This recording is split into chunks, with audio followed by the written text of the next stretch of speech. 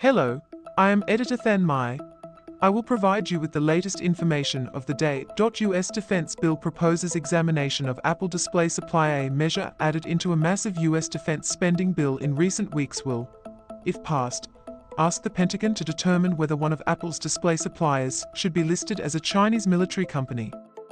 Being on the list does not block companies from doing business in the US, but will in coming years block them from being part of the US military supply chain.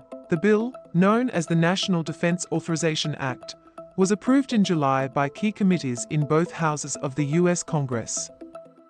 The final bill, considered a must-pass because it funds the US military, is expected to become law later in the year. When the bill was approved by the US House of Representatives Armed Services Committee, a newly added amendment for the first time asked the US Defense Department to consider whether BOE Technology Group Co., listed on Apple's official suppliers list, should be added to a list of firms that allegedly aid China's military. BOE and Apple did not respond to requests for comment.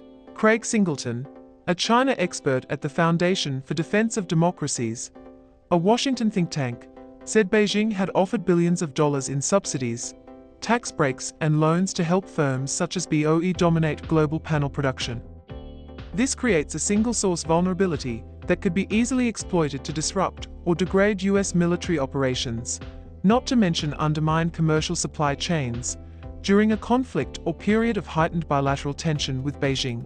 Singleton added. A study published last month by New York-based NERA Economic Consulting and commissioned by BOE's US subsidiary found that the display industry, which includes major Korean players such as Samsung Electronics and LG Electronics, remains highly competitive, with no single player capable of significantly affecting global prices. There is no credible risk of a supply chain disruption by mainland China display manufacturers, the report said. Please like and subscribe to wait for the next information. Goodbye and see you again.